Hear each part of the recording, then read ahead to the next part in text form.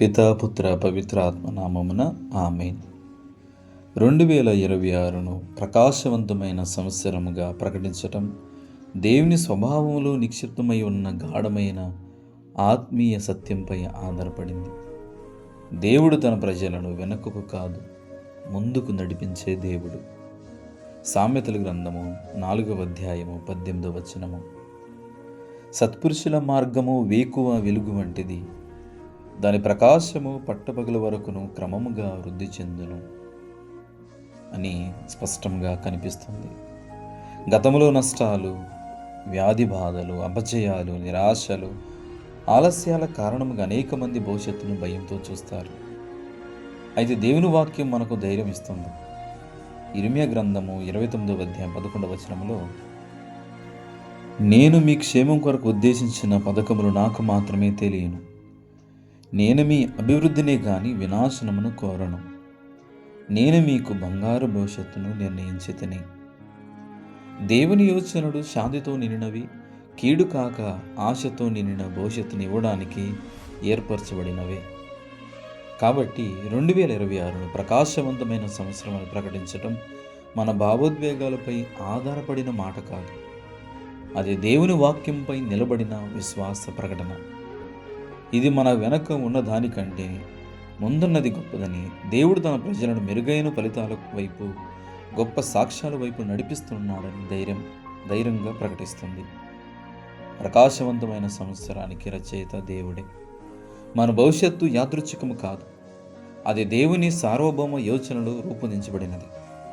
యెషయా గ్రంథము 43వ అధ్యాయము 18, 19 వచనాలు. మీరు పూర్వ సంగతులను జ్ఞప్తికి తెచ్చుకొనక్కరలేదు, ప్రాత సంఘటనలను తలంచుకొనక్కరలేదు. ఇప్పుడు నేనొక నూతన కార్యమును చేసేదను. మన జీవితాల్లో కూడా కొత్త అధ్యాయాన్ని ప్రారంభిస్తున్నాడు. చిన్న ఆరంభాలు ఉన్న చివరి దినాలు గొప్పవిగా మారతాయని వాక్యం మనకు హామీ ఇస్తుంది. ఉదాహరణకు మనం బైబిల్ గ్రంథములో చాలామందిని ఉదాహరణగా తీసుకోవచ్చు. యోసేపు జీవితం దీనికి గొప్ప ఉదాహరణ. తోబుట్టుల యొక్క తిరస్కారం, ద్రోహం, కారాగార బాధల మధ్యన కూడా దేవుడు అతని రేపటిని గొప్పగా రచించి రాజ్యసభలో అధికారిగా నిలబెట్టాడు. దావీదు గొర్రెల కాపరిగా ఉన్నప్పుడు ఎవరు ఊహించిన విధముగా దేవుడు అతనిని రాజుగా నియమించాడు. రూతు ఒక విదేశీ విధవరాలైనప్పటికీ ఆమె విధేయత మరియు విశ్వాసం ఆమెను విమోచన కథలో భాగస్వామిగా చేసింది. ఎస్తేరు అనాథగా ప్రారంభమైన జీవితంలో దేవుడు ఆమెను ఒక కాలానికి రాణిగా నియమించి తన ప్రజలను రక్షించేందుకు ఉపయోగించాడు. అబ్రహాము వృద్ధాపాయంలో కూడా విశ్వాసంతో ఎదురు చూశాడు. యెహోషువ విధేయతతో వాగ్దాన భూమిలోకి ప్రవేశించాడు. యోబు తీవ్రమైన బాధల తర్వాత మరింత గొప్ప పునరుద్ధరణను అనుభవించాడు. ఈ అందరి జీవితాలు ఒక సత్యాన్ని ప్రకటిస్తున్నాయి.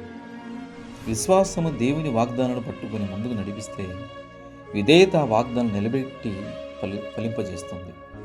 2026లో దేవుడు మన జీవితాల్లో స్పష్టమైన, కనిపించే, నిలిచే ఫలితాలను కలిగించబోతున్నాడు. ఇది కేవలం ఆత్మీయ మాటలకే పరిమితం కాదు, పురోగతి, పునరుద్ధరణ ప్రతి రంగంలో అనుభవముగా మారుతుంది. దేవుడు నష్టపోయిన సంవత్సరాలను తిరిగి చెల్లించి సమృద్ధిని ప్రవేశపెడతాడని వాగ్దానం చేశాడు. ఆయన కృప మనలను చుట్టుముట్టి ఇంతకుముందు మూసి ఉన్న ద్వారాలను తెరిపిస్తుంది. గతంలో అనుభవించిన ప్రతి బాధ కన్నా ముందున్న మహిమ గొప్పదిగా ఉంటుంది. అందువల్ల విశ్వాసముతో, విధేయతతో, ఆశతో, నిరీక్షణతో 2026లో అడుగుపెట్టినప్పుడు పరిమితులు తొలగిపోతాయి, నిలిచిపోయిన విషయాలు కదులుతాయి. దేవుని ఉద్దేశం మన జీవితాల్లో నెరవేరుతుంది. నిజముగా ఈ సంవత్సరం మనకు ప్రకాశవంతమైన సాక్ష్యముగా నిలుస్తుంది.